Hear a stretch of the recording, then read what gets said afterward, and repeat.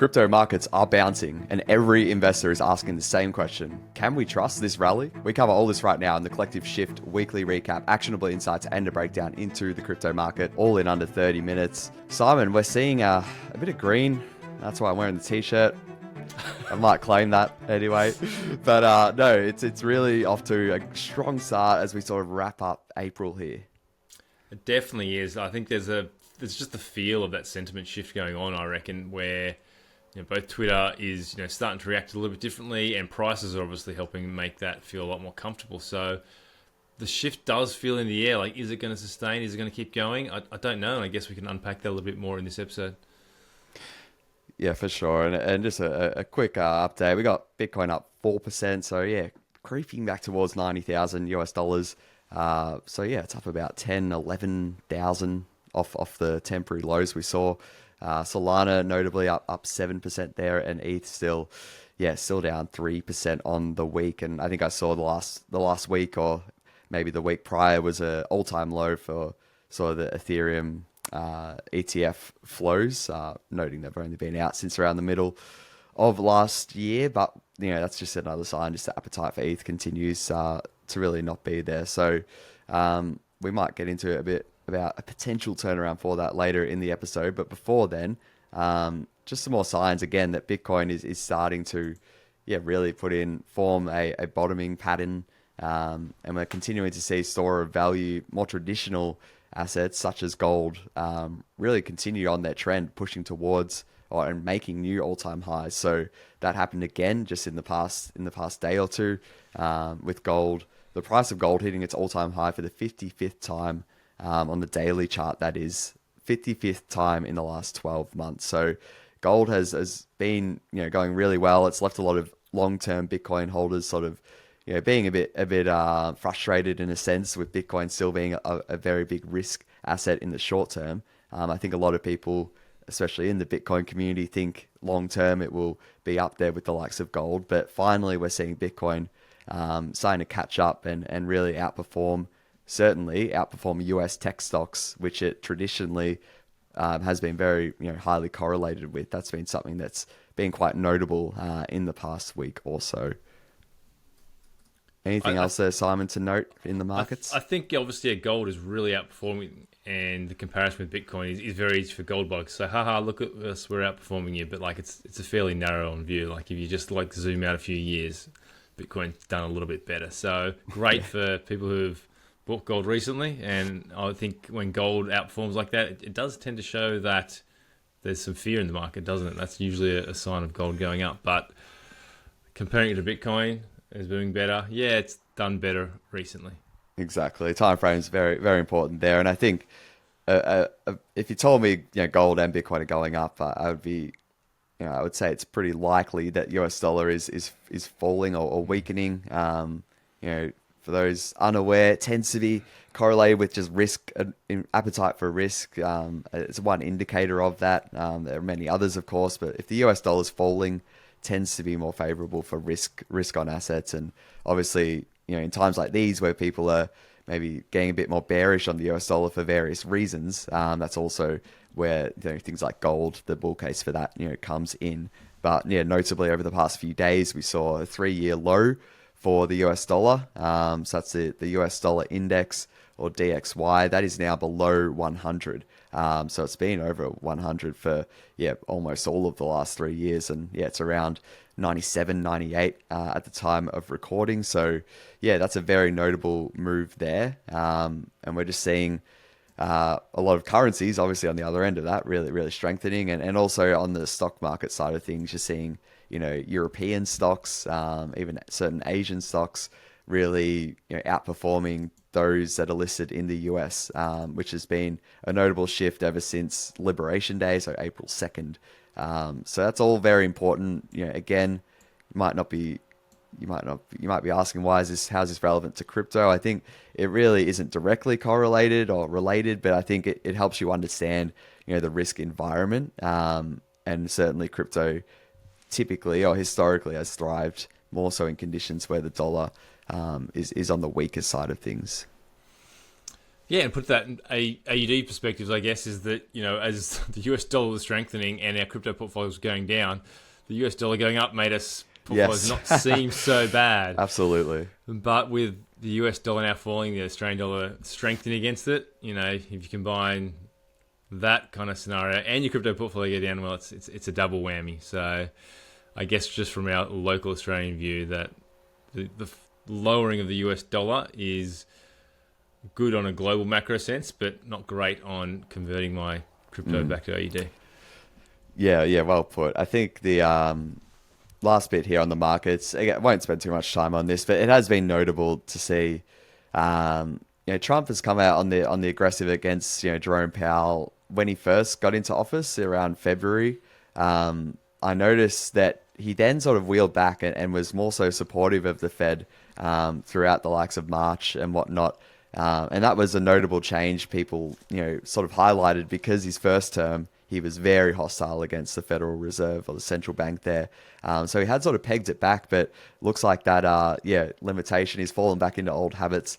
I'm not sure the likes of the Treasurer and that would be too pleased, but certainly in the past few days, he's really, I guess, felt more pressure from the markets being upset and him trying to, peg a scapegoat, someone like Jerome Powell, and really encouraging them to do things to try to stimulate, the economy and also do things that market and asset owners would enjoy. And in that case, it would, of course, be lowering interest rates.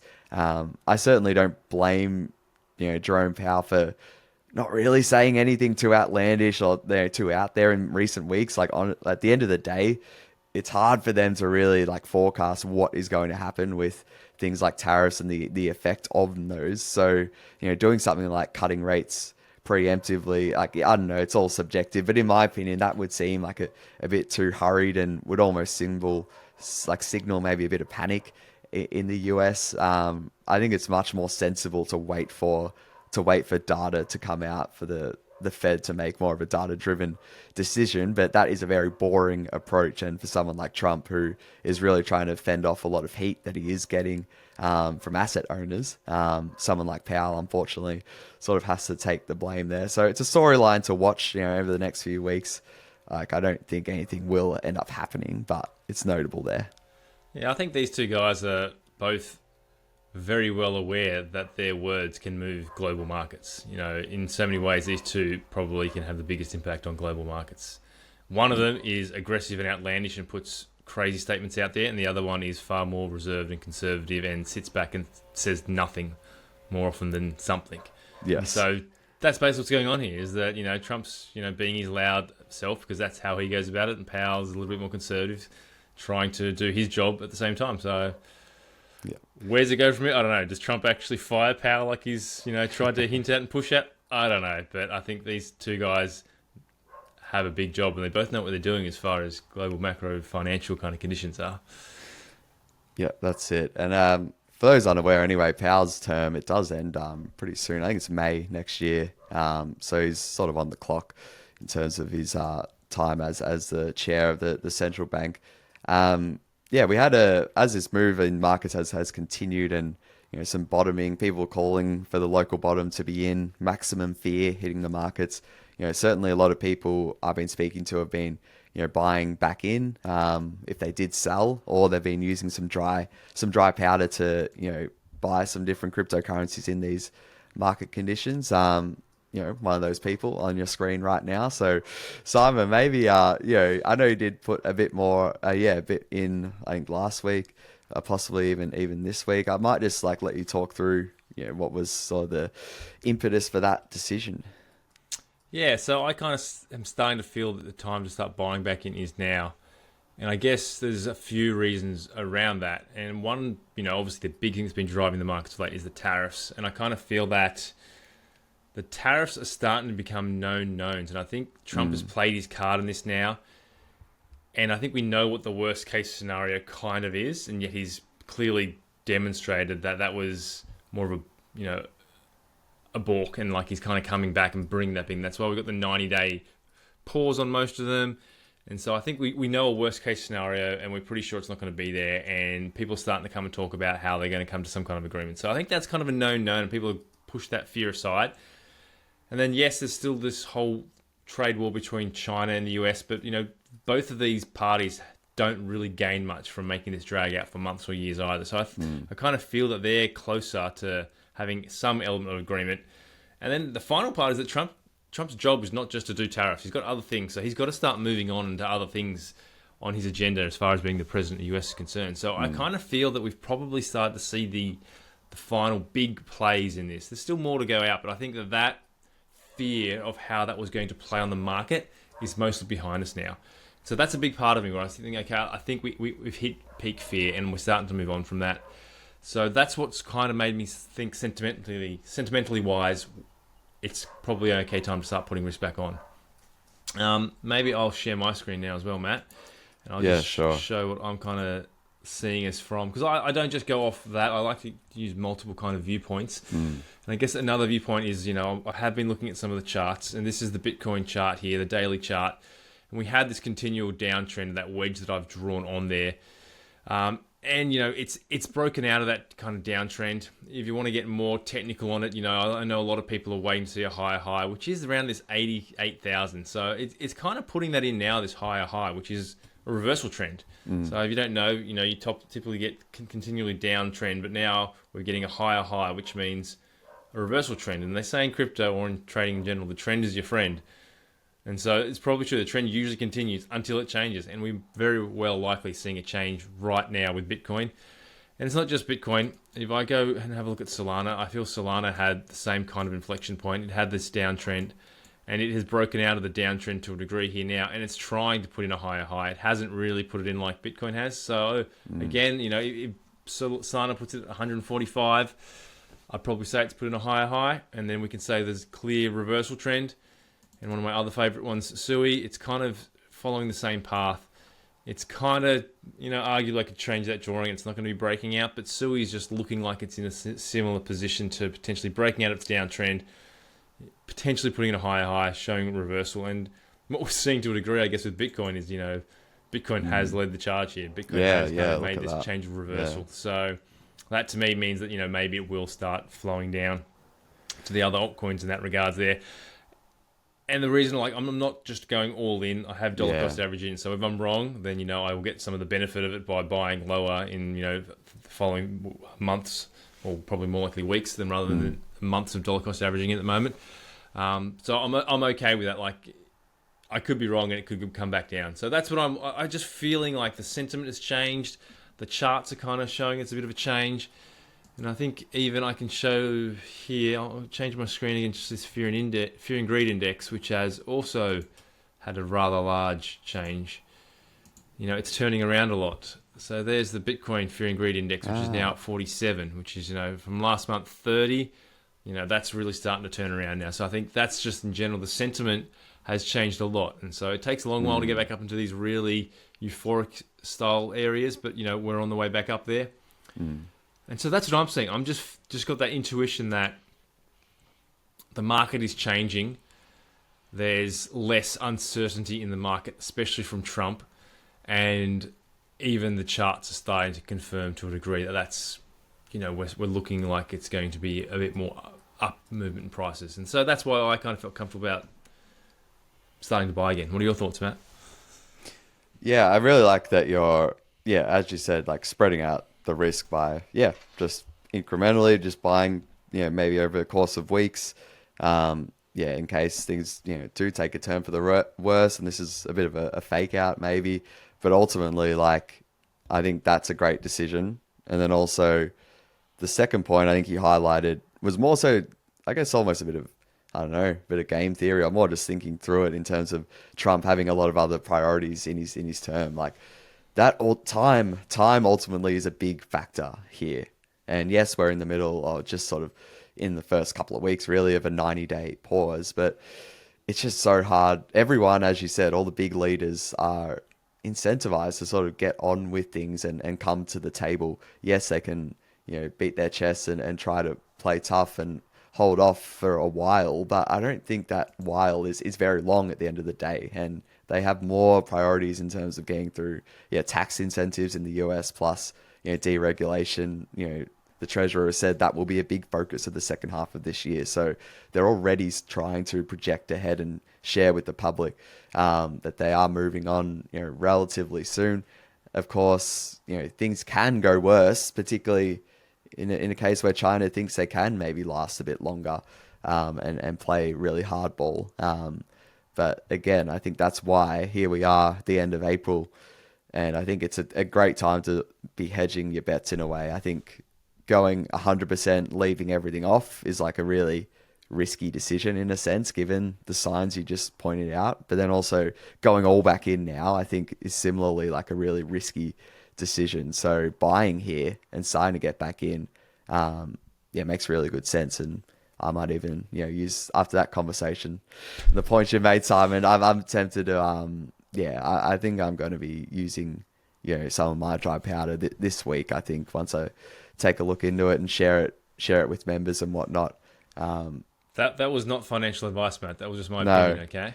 No, I came to my own decision. Okay, But if you talk about a bottoming pattern on charts, like, yes, as we always say, and as you just said, decisions, in crypto, I strongly believe need to have multiple areas of analysis, and that chart in terms of, the bottoming pattern is that's like a typical sort of sign there.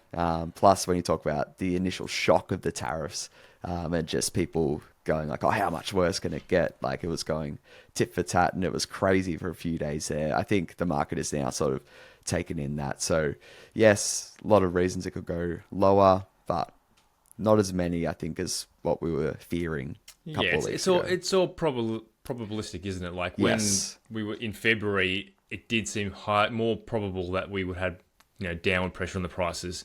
There was more reason to think that, I think, back then. So that's kind of when we did de-risk a little bit. Whereas now I'm sitting there saying, well, it seems more likely that prices will go up from here. So that's, that's the investing, gambling kind of element that you're doing here, is that I think right now is a good time because probabilistic-wise, it's more likely to go up than down. Yeah. No, that's it. I think one that really still hasn't really been bouncing, even with this rally, is ETH. So following on from that trend that's been going on for multiple years now, we've had a potential shakeup happening over the Easter break here with Vitalik getting back in the researchers sort of forum and proposing a big upgrade here essentially to Ethereum's infrastructure that would, in his words, greatly improve the efficiency of the Ethereum execution layer. So as we know, essentially, like when a flood of people come to use Ethereum all at once, particularly the mainnet, it really struggles. Fees go up to 100, 200, 300 US dollars. Now they've got these layer twos. Even then, when they get a flood of activity, there are still things that do have a tendency to break. They have been improving, to their credit, these layer twos and their capacity. But still, if you're talking about, real mass adoption, in many people's definitions, Ethereum today would still struggle under the current sort of plans that they've slowly been improving on and will continue to do so. But Vitalik here, really shaking things up with a new proposal. Could this be something, Simon, that really shakes Ethereum out of its funk, where it's just been out of favor out in the market for a long time? Well, that's the real question, isn't it? I mean, I don't understand the technical changes behind it, but my basic take from it is that this proposal does have a rather drastic change to Ethereum, but it's designed to make it cheaper and faster. That's the basic layman's terms of what they're trying to do here, is to make it cheaper and faster, to make it more competitive. I mean, there's been lots of criticism for Ethereum in general, especially Vitalik, for not being around and not being more vocal about what's been going on. And, obviously that's driven by price. If price goes down, then obviously they want to, point the blame somewhere. And Vitalik, being, I guess, the effective leader of Ethereum, has quite rightly, I guess, copped some of that blame. And this is him, I guess, coming out, again, trying to demonstrate that, hey, we can do things, we can make things. This could be the turnaround point. Maybe, this kind of, movement towards this, maybe the build up towards the change can be the spark that Ethereum needs to keep going. I mean, it still has the most total value locked on chain by a significant margin. So it's not exactly like it's losing the game, but it's losing the game on price action. And that tends to often lead to lack of developers, lack of users, because people like to see price go up. So it could make a huge pivot point, or the other side of this is that this could be like the death spiral of Ethereum, trying to come up with crazy ideas of how we can make it better and better, because they need to pivot because they're losing market share, they're losing developers, they're losing users, and this is some crazy outlandish statement of like, hey, we're important still, we're going to do things, we're going to make it better. And maybe it's just, they just can't. Maybe the ship has already sailed. I don't know. I'm not willing to put money into Ethereum right now. I'd rather wait and see what they can do. I think there's better options out there. Yeah, well said. I think with Ethereum, this upgrade, yeah, let's say it all goes well and it's a lot faster, cheaper to use Ethereum. It just comes back down to that overall, unanswered question at this stage of crypto markets life cycle of, how much, what's the right valuation for these layer ones in many ways? Like, it's almost like they're being commoditized. Well, they are really, like they're becoming a lot cheaper and faster to use. A race to the bottom in terms of fees. So the argument for what's a fair, quote unquote, fair valuation of any layer one blockchain is, really has always been under the microscope in a sense. But now for Ethereum, if this all goes to plan, with it still being nearly $200 billion in market cap today, maybe that is the right, amount of valuation for Ethereum, even with all these upgrades to come. That's something that you'll continue to see in the discussion over the coming years. It'll take years to resolve, but something like Bitcoin doesn't really have to deal with that conversation given its inherent properties and it's competing in a whole other area compared to Solana, Sui, Ethereum. We're on to just a couple of quick news bites from the past few days. We've had the SEC officially replacing Gary Gensler there. So Paul Atkins is now going to be, or is the chair of the SEC. He's previously was on the SEC board, I think over more than a decade ago. Notably, he's a crypto supporter, so that almost makes me a bit nervous because Gary Gensler was. We were all excited about Gensler coming in when he was pro crypto. Yeah. So I don't know what that means, but expected to lead efforts to bring friendlier regulations on crypto. So we've definitely seen a lot of really strong and positive signs from the SEC, which continue to do all these different roundtables with industry leaders, and that's going to continue for the next few weeks at least. So it's just a quick news bite there. Another one which could be more price sensitive in a way is that Circle and BitGo are reportedly applying for bank charters, and that Coinbase and Paxos may follow suit. So that was a report from the Wall Street Journal on Monday. That can be more price sensitive because I think people are still sleeping on this ability for the banking system to now in the US to now be more accepting of supporting blockchains and just the crypto space in general. Will we see actual really big traditional banks get involved in supporting crypto, potentially acquiring some of these businesses in time? I think that would be a really big, legitimizer and a nice price catalyst for something like Bitcoin predominantly, but even the whole asset class, I think will benefit from, more banking, integration over there in the US, which, we've seen steps in that direction. And this is, another sign that things are moving in that way.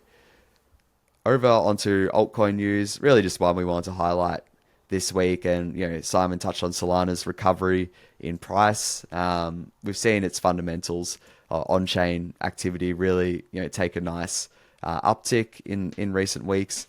We're actually seeing, real economic value or REV, which is measured by Blockworks, defined as transaction fees plus out of protocol tips for Solana there. That is it's back up to the highs, or its highest daily print since February 21st. So that's notable. Of course, that's still well down from late last year, but it's really good to see Solana on-chain activity really continuing to climb, and rather than it just be price, I'd be a bit more concerned if it was just price, but it's good to see a coinciding sort of rise there in on-chain metrics.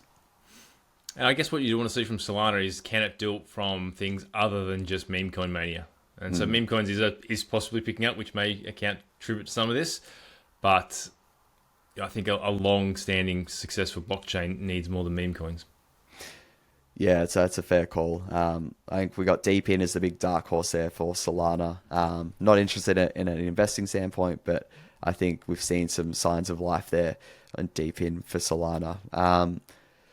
Rapid fire here to wrap things up. Let's go with underappreciate or overappreciate. I'll kick things off. We were starting and talking about Jerome Powell and the Fed with interest rates earlier. I think people are still I guess underappreciating just how much the market is pricing in rate cuts over the next 12 to 18 months. I know everyone's talking about, oh, will they cut in May or whatever, but I was playing around on the CME FedWatch tool, just a few hours ago, and saw if we just go over to 12 months from now, the market is still pricing in the fact that we're going to be around 125 basis points to 100 basis points lower than where we are today. So call it 4 or 5 rate cuts of 25 basis points each. That would be. I still think people are underestimating just how quickly everyone else is expecting rates to fall.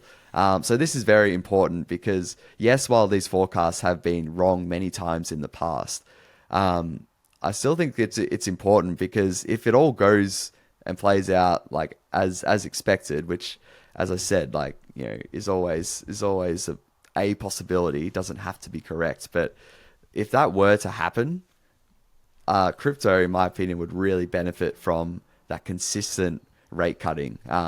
So that's really favorable historically for risk assets, which crypto obviously is. So that was just a quick one from me, and we'll keep monitoring this obviously, in time. But what have you got for us this week, Simon? So for me, I mean, as we talked about earlier, that we're kind of starting to think that potentially we're starting to break out and we're starting to push to higher prices, but that's really only been on some of the big ones like Bitcoin and Solana. And so I think the thing to watch out for is which coins are outperforming and underperforming over the next few weeks. If you've got a coin that is not starting to perform and not starting to have some appreciating in price, it's probably something to be wary of. Whereas you can see some that are starting to outperform, are starting to make big moves like Solana and Bitcoin are, then they're probably coins to watch. They may have some more potential in the future. I think we may see another divergence of quality coins that are going to keep going up and not so great coins that are going to continue to underperform against your Bitcoins and your Solanas. So I think that's something to definitely people to keep an eye out for. Great shout there, Simon, and hopefully next time we talk, we're continuing to rallying. So yeah, watching your altcoins and seeing which ones are keeping up with the big majors is important as well. So that is a wrap for the week. If you are looking for more insights, do see the weekly Shift newsletter. Free market insights straight to your inbox every Friday. Subscribe at collectiveshift.io/newsletter. That's collectiveshift.io/newsletter.